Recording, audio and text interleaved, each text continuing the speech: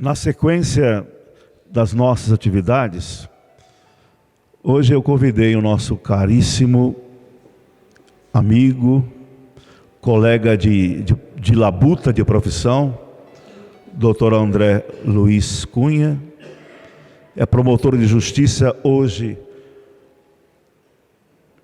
lotado na comarca de Catanduva, na promotoria de Catanduva, está conosco.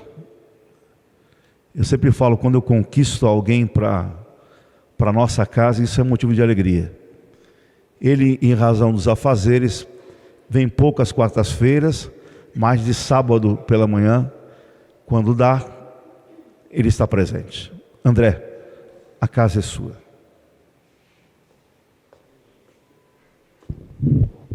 Obrigado. Boa noite a todos, que a paz de Jesus esteja conosco.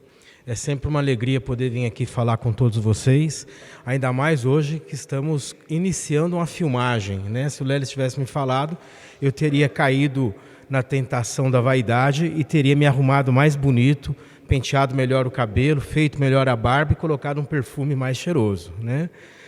Mas é sempre muito bom também que a doutrina espírita possa se valer de toda a tecnologia que existe. A tecnologia foi colocada pela misericórdia divina à nossa disposição para que nós possamos utilizá-la para o bem, né? Nós ouvimos muitas coisas ruins da internet, do celular, das filmagens, do YouTube, né? Das plataformas, das redes sociais. Mas nós também podemos usar todo esse manancial de conhecimento, esse manancial de meios de comunicação para difundir a doutrina espírita, para difundir a boa nova, para difundir coisas boas, né?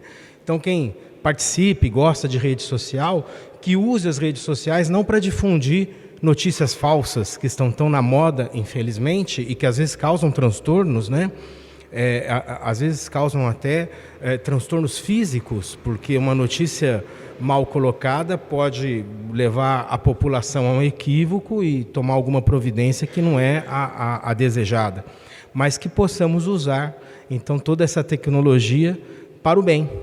E essa talvez seja uma das funções do espírita no mundo moderno, usar esse poder todo de comunicação para propagar a boa nova. Hoje nós vamos falar, vou pedir licença para me servir de uma água aqui, espero não derrubar, porque as últimas 2 vezes eu derrubei o copo, né? Vou colocar bem longe.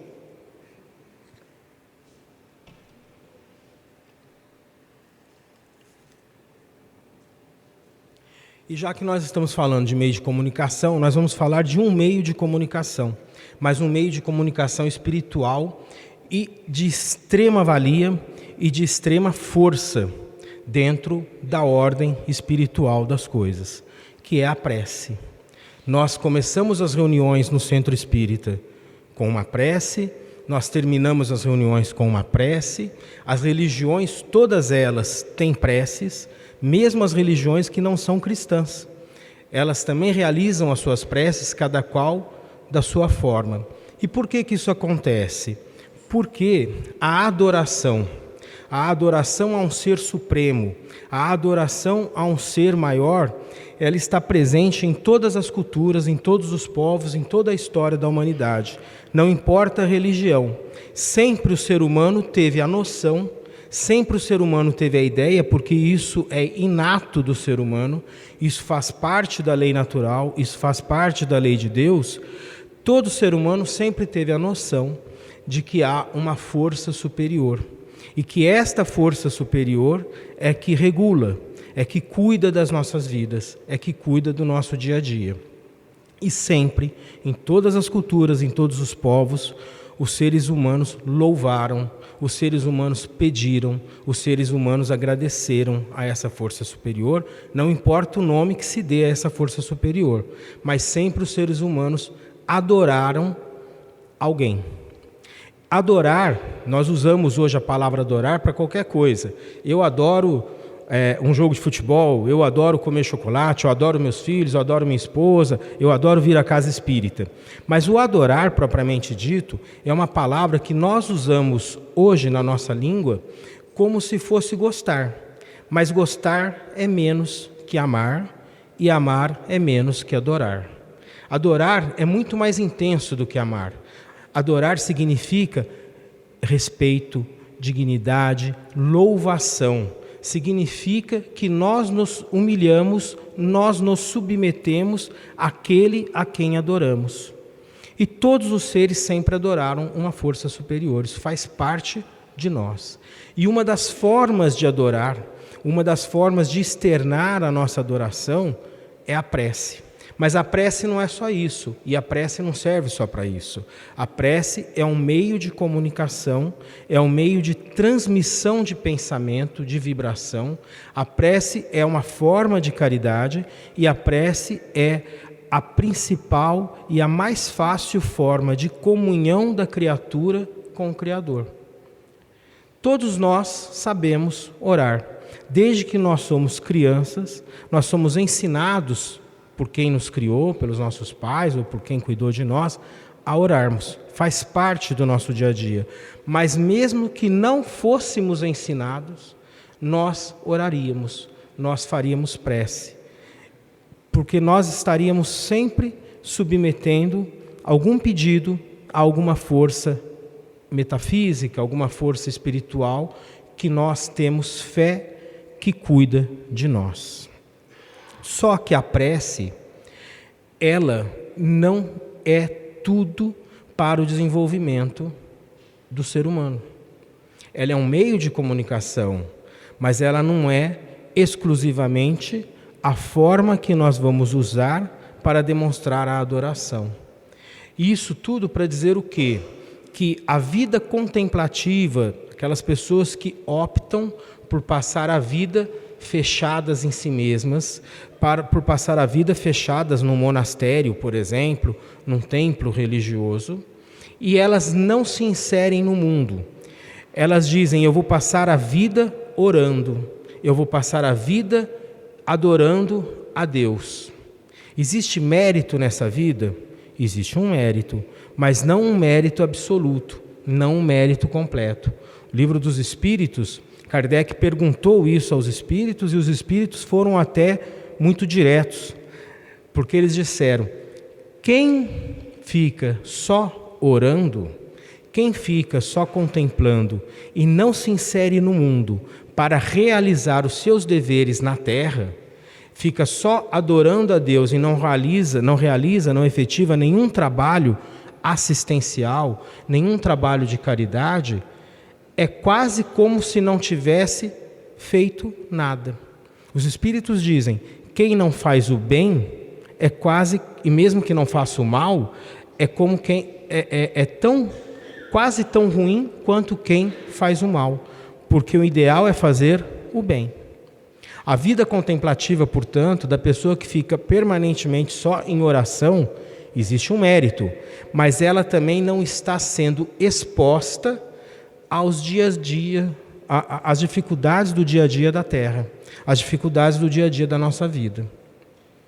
Se a gente for pensar, nós acordamos pela manhã, nós todos aqui, nós temos trabalhos para fazer. Nós temos a vida para cuidar, a nossa casa para fazer, café da manhã para filho, por filho, manda filho para a escola, põe roupa, tira a roupa de filho. Bom, quando já são mocinhos, a gente só indica a roupa, ou nem indica a roupa, fala, ó, tá frio, põe uma blusa, eu não quero pôr blusa e tal.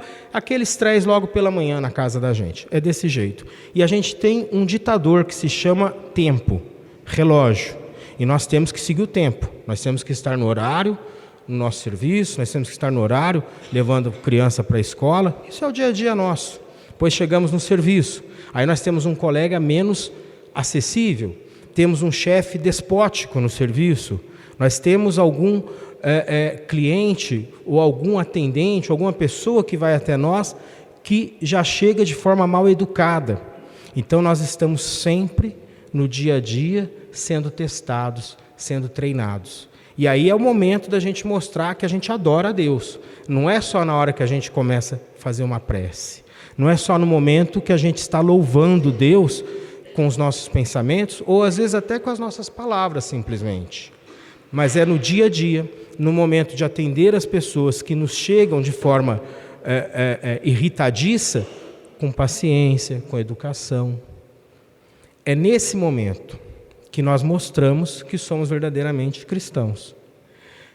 A vida contemplativa é importante, mas ficar o tempo todo fechadinho num quarto, pensando em Deus, é muito mais fácil, e isso é o que os Espíritos quiseram dizer e disseram a Kardec, do que nós termos que pensar em Deus, adorar Deus, praticar o Evangelho, praticar a lei de Deus no dia a dia, conosco mesmos e com as pessoas que estão à nossa volta. É muito mais difícil. A nossa tarefa é muito mais complicada. Ter paciência, ter misericórdia, perdão das ofensas e, depois de tudo isso, ou junto com tudo isso, ainda arrumar tempo, iniciativa e bom pensamento para ajudar as pessoas. Porque uma coisa é perdoar, uma coisa é ser gentil, mas uma outra coisa que vai além disso é dedicar um tempo do nosso dia, dedicar um tempo do nosso trabalho, dedicar um pouco, talvez até do numerário que nós conseguimos coletar com o nosso trabalho, com dinheiro, ajudando as pessoas, ou com o nosso trabalho, ou fazendo alguma doação. Por isso a vida contemplativa é uma forma de adoração, mas ela não é o que vai agradar a Deus, segundo os próprios Espíritos colocaram para Kardec. A prece, como eu já disse a vocês, é um meio de comunicação. A prece é um meio de comunhão. A prece é uma forma de transmissão do nosso pensamento e da nossa vibração. Pela prece, nós podemos fazer 3 coisas, ou nós devemos fazer 3 coisas. Nós vamos louvar a Deus, nós vamos pedir a Deus e nós vamos agradecer a Deus. São os 3 atos, ou as 3 propostas, ou os 3 objetivos da prece: louvar, agradecer e pedir. Cada qual faz numa ordem isso, e há quem até esqueça de um dos propósitos, às vezes só louva e não agradece, às vezes só pede e não louva, mas, em regra, uma prece, digamos assim, completa, seria cumprindo esses 3 requisitos, essas 3 propostas. O que seria louvar? Louvar é o próprio ato de adoração, é o ato de se colocar de forma humilde à presença do Criador. E nós podemos louvar não só o Criador, não só Deus, como geralmente é o que nós fazemos, mas nós também podemos louvar a espiritualidade superior. Nós podemos louvar outros espíritos. E nós fazemos isso. Existem irmãos de outras religiões que, por vezes, eles têm preces específicas, não começando com meu Deus, mas são preces, por exemplo, para espíritos superiores, para santos, para filósofos, depende da religião. Então, louvar, eu até me atreveria a dizer que o louvar, nessa forma de comunicação que se chama prece, é o destinatário, é o vocativo, é quando eu chamo, é quando eu já digo no meu pensamento, ou quando eu estou fazendo uma prece em público, coletiva, eu estou dizendo a quem estará se dirigindo aquela prece. A quem eu vou dirigir a minha prece? Geralmente a gente fala, meu Deus, Deus, Pai nosso, Pai nosso que estás nos céus. Tem várias formas de nós louvarmos e de nós dizermos onde, para quem estamos destinando aquela prece. Davi, por exemplo, no Salmo 23, ele coloca lá no início do Salmo, que é uma prece: o Senhor é meu pastor e nada me faltará. Ele diz que ele está se dirigindo ao Senhor e ele já está louvando, adorando, demonstrando o seu respeito pela dignidade do Criador. O Senhor é meu pastor. E aí ele demonstra nessa adoração, nessa louvação, a sua fé, a sua certeza no que o Criador vai fazer por ele. O que ele completa? Nada me faltará. O Senhor é meu pastor e nada me faltará. Eu tenho absoluta certeza que tudo me será dado conforme o meu merecimento. E aí ele continua o Salmo 23, e eu não vou declamar o Salmo 23 por 2 motivos. Primeiro, que eu não sei declamar o Salmo 23, e segundo, que eu não tenho memória para guardar o Salmo 23 na cabeça. Mas o começo é esse, vocês conhecem. O segundo ato, segunda proposta da prece é o agradecimento. Talvez, depois de louvar, no meu modo de ver, é a proposta, é o objetivo mais importante. Porque nós sempre esquecemos de nos agradecer. Nós, às vezes, no dia a dia, esquecemos de agradecer um favor que a esposa ou o esposo faça para nós. Nós, às vezes, no íntimo do nosso ser, nós achamos que é obrigação de marido e obrigação de mulher. Às vezes, a gente não agradece algum objeto que um filho busque para nós. Nós achamos que é obrigação, afinal de contas, eu sou o pai. E ele tem mais aqui, me servir. Ele é meu filho. Mas nós esquecemos de dizer o quê? Muito obrigado. Nós já fazemos isso no dia a dia entre nós, às vezes. E nós também esquecemos, às vezes, de numa prece agradecer ao Pai. Mas não agradecer pelos pequenos favores, não agradecer a Deus porque eu consegui fazer o caminho da minha casa para o serviço sem nenhum semáforo fechado, então eu andei mais rápido, estava tudo aberto, não tinha carro. Isso aconteceu essa semana comigo, eu agradeci. Nunca tinha acontecido isso. Peguei todos os semáforos para sair de Rio Preto abertos. Não tinha carro na minha frente, uma segunda-feira, a hora do almoço. Falei, gente, o que está acontecendo? Será que é feriado em Rio Preto e eu não estou sabendo? Aconteceu isso. Os céus conspiraram a meu favor, né? Mas não precisa agradecer por isso. Não é isso. Não são as coisas pequenas da terra que nós temos que agradecer. Isso é muito pequeno. São as grandes coisas. Nós temos que lembrar de agradecer por estarmos reencarnados, por termos um sol para nos aquecer, por termos uma chuva. O brasileiro vivia reclamando de chuva, né? Desde que passou depois daquela última estiagem, eu percebo que a população toda hora está falando assim, essa chuva é tão boa, essa chuva é tão boa. Veja, antigamente todo mundo reclamava de chuva. Eu me lembro disso. Foi preciso vir uma estiagem ao país, ao estado de São Paulo, há uns 3, 4, 5 anos atrás, corrermos riscos de ficarmos sem água, a gente aprendeu. Hoje é muito comum qualquer um, começa a chuvinha, que chuva maravilhosa, e todo mundo agradece a chuva. Foi preciso um sofrimento, mas nós não precisaríamos chegar nisso, nós tínhamos que lembrar disso sempre. Agradecer até pela cama que nós temos, porque há pessoas que não têm cama para dormir. Agradecer por tudo que Deus nos dá. Então, o agradecimento é extremamente importante. E nós nos esquecemos muitas vezes. E o último requisito, ou a última proposta, ou o último objetivo que nós temos que ter numa prece é o pedido. E aí existem várias controvérsias. Primeira controvérsia: se Deus sabe tudo o que nós precisamos, por que eu vou pedir para Deus? Eu não devia pedir. Porque se Deus já sabe, eu vou parecer aquela criança que fica lá atrapalhando o pai, pedindo algo que o pai já sabe se deve ou não conceder à criança. E qual é a explicação que a doutrina nos dá? Nós temos que pedir, claro que Deus sabe o que é melhor para nós. Claro que a providência divina sabe o que cada um de nós merece. Mas nós temos que pedir para abrirmos o nosso coração. Nós temos que pedir para demonstrar nesse pedido confiança e fé na misericórdia de Deus. Nós temos que pedir para mostrar nesse pedido a nossa adoração ao Criador. Nós temos que pedir para facilitar o recebimento do que estamos pedindo. Mas também temos que saber pedir. Não é tudo que a gente pede que Deus vai nos conceder. Eu, por exemplo, adoraria pedir a Deus para ganhar na loteria. Mas será que esse pedido procede? Será que esse pedido é justo? Será que esse pedido é espiritual? Será que esse pedido é moral? Será que esse pedido não é simplesmente algo terreno, algo material? Então nós temos que saber o que pedimos.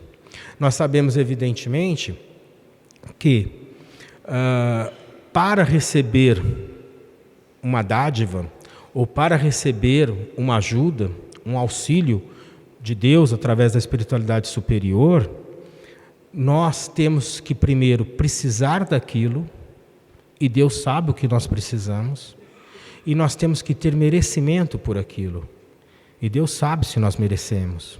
Às vezes nós precisamos, mas naquele momento nós não merecemos. Às vezes nós merecemos, mas aquilo que pedimos não precisamos. Mas nós temos que o quê? Nós temos que usar a prece para pedir. Nós temos que usar a prece para demonstrar a Deus a nossa subserviência, o nosso respeito para com Ele. E nós temos que pedir numa prece para demonstrar a Deus que nós estamos preparados pela nossa humildade, já que estamos pedindo a Ele, para receber aquele benefício. Mas o pedido que nós temos que fazer não é, por exemplo, eu peço para que eu consiga passar numa prova. Não. Qual é o pedido certo? Eu peço para que Deus, através da espiritualidade suprema, me inspire, me dê forças para que eu consiga estudar para a prova. Eu preciso que Deus me ajude a pagar uma dívida. Não. Eu tenho que pedir o quê? Eu tenho que pedir que Deus me dê forças para que com o meu trabalho honesto eu consiga obter ganhos suficientes para pagar aquela dívida. A gente esquece disso, mas é o jeito que o Livro dos Espíritos, o Evangelho segundo o Espiritismo e esse livrinho aqui que eu gosto muito, Constituição Divina, que é um resumo, né, do Livro dos Espíritos, a parte terceira das leis morais, que é por um autor, um famoso orador espírita de Bauru. Eles relatam, e outras obras também relatam, Emmanuel, André Luiz. Nós temos que saber pedir. Não basta pedir, e tem que saber o que pedir. E mesmo que a gente saiba pedir, nós precisamos ver se nós merecemos, e nós precisamos ver se o que nós pedimos, nós precisamos. A prece, portanto, ela tem esses 3 atributos, vamos dizer assim, esses 3 requisitos.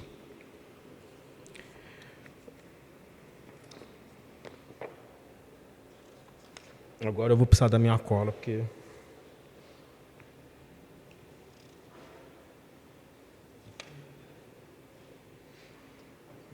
A prece, ela tem que ser um ato do coração.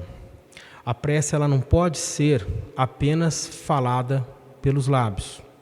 A prece tem que ser sentida. E a prece, ela não deve ser, isso Jesus já falava, e os Espíritos reconfirmaram isso a Kardec quando ele perguntou, a prece, ela não tem que ser rebuscada. A prece não tem que ser cheia de palavras difíceis. A prece não deve nem mesmo ser longa, se aquilo que está sendo dito de forma longa não é do coração. A prece tem que ser sempre uma transmissão do seu sentimento. Ela tem que ser sempre um ato de sentimento, um ato de coração. A prece pode ser individual. Jesus mesmo já falava no Evangelho que a prece devia ser, se você quiser orar, vá para o seu quarto e ore de forma silenciosa e sem que os outros estejam vendo. Jesus alertava sobre isso. Por quê? Porque a prece é um ato de constrição. A prece é um ato que nós temos que estar muito bem concentrados, muito bem centrados em nós mesmos para podermos emitir os nossos pensamentos. Mas existem vários tipos de prece. Eu tenho a prece esta silenciosa, individual, que é um dos ideais ou uma das formas mais fáceis de nós orarmos. Eu tenho a prece coletiva. A prece coletiva é essa que nós fazemos na casa espírita, é a prece que nós fazemos nos templos religiosos. Mas a prece coletiva, ela só tem validade e ela só tem força se ela for realmente resultado da comunhão de pensamentos. O que adianta eu estar fazendo uma prece aqui e vocês estarem pensando em outras coisas? A prece coletiva, ela pode ser declamada por todos, há religiões nas quais todos declamam a mesma prece. E ela pode ser apenas declamada por um e outros vão apenas o quê? Seguir a prece, seguir o pensamento. Qual é a força da prece coletiva? Muito forte, mas desde que todos estejam pensando e tendo a mesma vibração e pensando da mesma forma. Se houver desconcentração durante a prece coletiva, ela não vai ter a mesma força. Eu posso ter a prece individual, que ela pode ser, a prece individual pode ser realizada de forma reservada, ou eu posso ter uma prece individual com outras pessoas acompanhando. A prece, ela precisa ser inteligível. O que quer dizer inteligível? Ela precisa ser compreendida. E aí os próprios espíritos também colocam que hoje não existe mais, é muito raro, mas até a década de 60 nós tínhamos uma igreja muito importante que realizava suas preces em latim. Vocês já imaginaram como é que funcionou isso? Eu vou contar rapidinho. O cristianismo veio lá na Judéia, na Galileia, lá no Oriente Médio, onde hoje é a Palestina. O que aconteceu? Depois da morte, depois do desencarne de Jesus, os apóstolos, os discípulos começaram a pregar em outros locais. E o cristianismo foi se difundindo. Qual era o mundo, ou qual era o país que dominava os outros países naquela época? Era o Império Romano. E os romanos falavam latim. Então, no começo, não foi imposta a língua latim ou latina para a igreja, vamos dizer, para o cristianismo. Foi uma facilidade para haver comunicação. Eu ia num determinado lugar, eu não falava a língua daquele povo, mas aquele povo falava latim. Mas como eu estava morando no Império Romano, que era um monte de países, faziam parte, eu também falava um pouco de latim. Então, eu pregava em que língua? Latim. Era muito mais fácil. E nunca foi obrigado a fazer missa em latim. Até 1570. Mas eles faziam as missas em latim. Aí houve o protestantismo.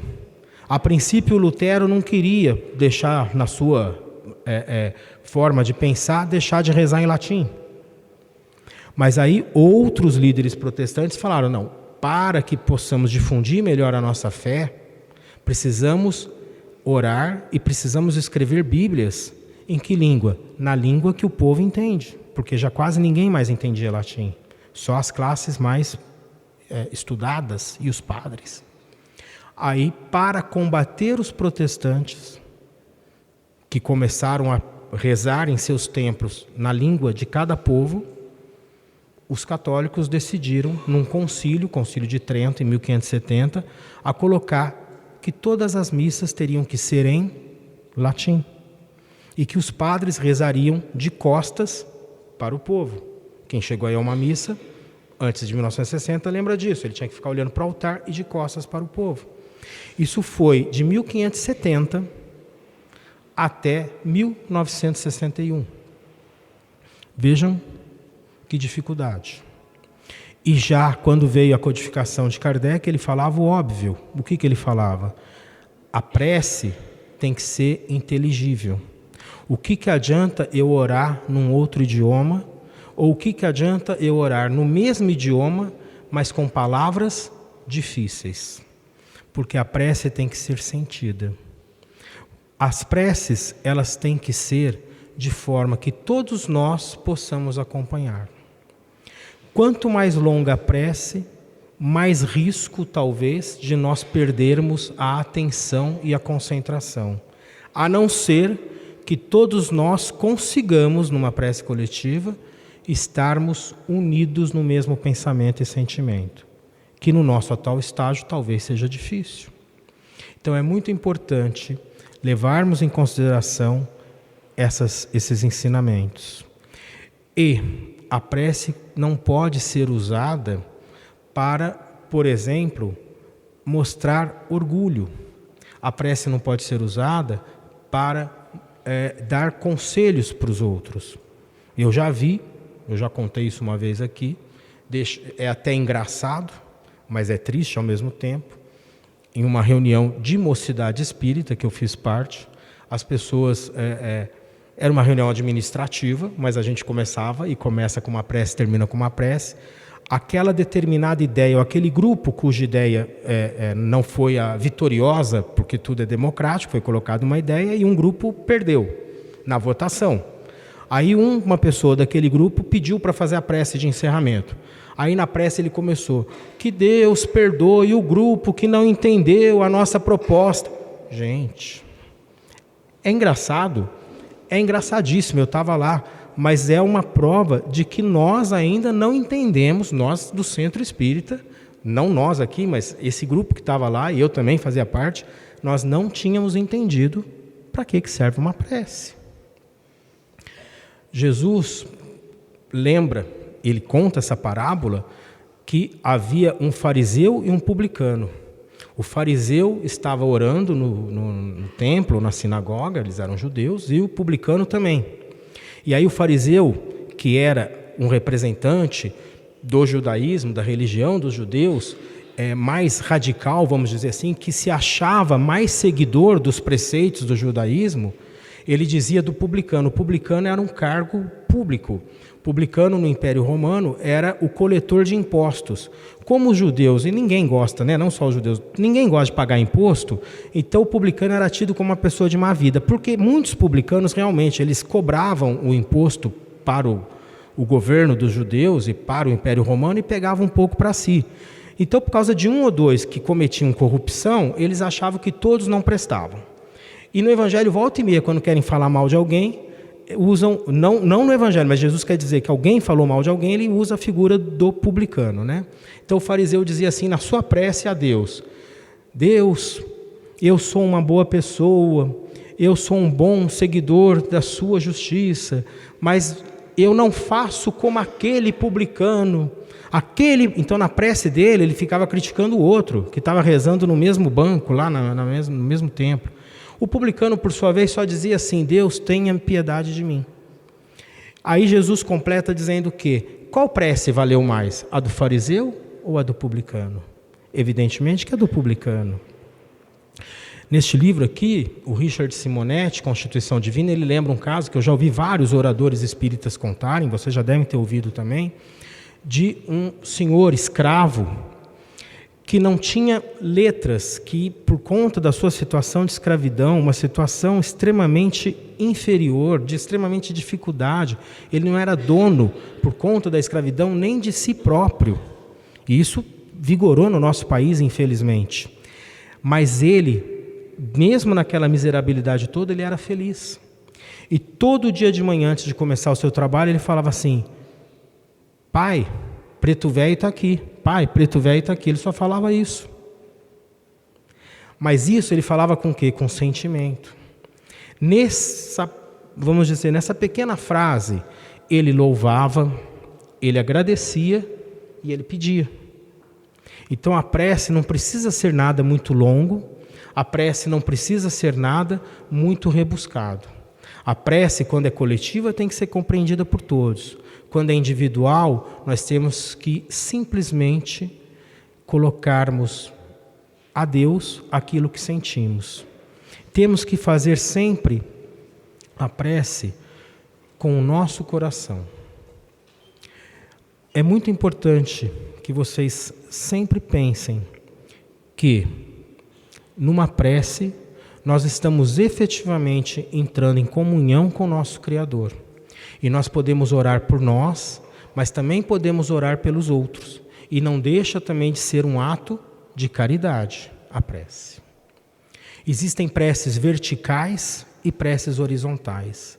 As preces horizontais são aquelas que nós pedimos só coisas terrenas e nós não conseguimos ter o sentimento intenso o suficiente para sairmos da atmosfera terrestre com os nossos pedidos. As preces verticais, o que são? São aquelas preces que conseguem alcançar a espiritualidade superior e conseguem alcançar a misericórdia divina. Que a paz de Deus fique conosco. Muito obrigado.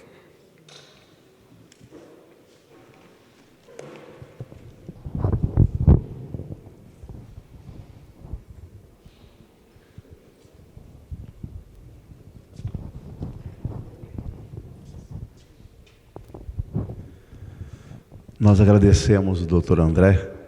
Eu não falei no início, mas esse moço nasceu no lar espírita, hein? Tão bacana isso, né? A grande maioria de nós passamos por outras religiões, né? Quem que não recorda dos primeiros anos, da primeira comunhão, na frequência da igreja evangélica ou da igreja católica. Muitos de nós. Esse é privilegiado. Nasceu numa casa espírita, né? E o André é um menino, me permita chamá-lo de menino, André, que eu tenho um carinho especial, não só como confrade espírita, mas como também um grande profissional do direito no Ministério Público. Tem participado de movimentos internacionais, esteve na Rússia falando do meio ambiente, esteve na África do Sul, esteve recentemente nos Estados Unidos. Eu fico imaginando, né? Como que você se comunicar em outras línguas, falando do direito. Morro naquela inveja boa, né? Morro de inveja, né? Que ele possa ser feliz e continuar a sua carreira